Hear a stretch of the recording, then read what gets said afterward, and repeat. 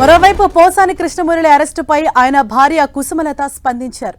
తన భర్త ఆరోగ్యం బాగాలేదని హాస్పిటల్కు వెళ్లాలని చెప్పినా వినకుండా పోలీసులు రాత్రి వేళలో అరెస్టు చేశారని ఆరోపించారు. నోటీస్ ఇస్తే రేపు వస్తామని చెప్పామన్నా వినలేదన్నారు.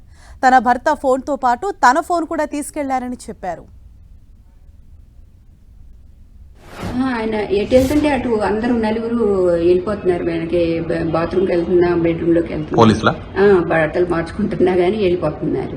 ఆ తలుపు ఎట్లా వేసే ఉంది. నేనన్నా ఎక్కడికి వెళ్తారండి, అది బాల్కనీనే కదా, అక్కడి నుంచి ఎటు వెళ్తారు, ఇక్కడే ఉంటారు కదా, ఎందుకు అట్లా ఎమ్మటి పడతారు, తొందరగా వెళ్దామని కొంచెం నిదానంగా వస్తారు కదండి అని అన్నాను. అంటే లేదు, టైం అయిపోయింది, వెళ్ళాలి, టైం అయిపోయిందని ఫోన్ ఎవరికో చెప్తున్నారు, ట్యాబ్లెట్స్ వేసుకుంటున్నారు, వస్తున్నాం అని చెప్పి ఇంకా హడావుడికి తీసుకెళ్లారండి. అంటే నేను రేపు 1వ తారీఖు అప్పుడు ఎప్పుడు తెప్పిస్తానండి. అయితే ఇంకా 2 ఉన్నాయి, ఒక 2 రోజులకే ఉన్నాయి. అంటే మా డాక్టర్ చూసుకుంటారులేండి అవన్నీ అని అన్నారు. ఒక రకం ట్యాబ్లెట్ 2 రోజులే వస్తాయి. అంటే ఇప్పుడు ఆయన మానేశానని కూడా చెప్పారు కదండి, రాజకీయాల్లో లేనని. నేను ఇంకా ఎప్పుడు లైఫ్లో మళ్ళీ మాట్లాడను, అట్లా ఇంకెప్పుడు ఎవరిని అనను అని అట్లా అవన్నీ కూడా అన్నారు.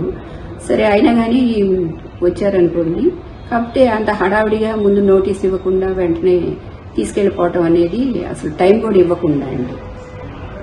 వెంటనే ఎక్కడికి వెళ్తే అటు వెళ్ళటం మాకేం అర్థం కాలేదు అసలు ఫస్ట్ ముందు వచ్చినప్పుడు.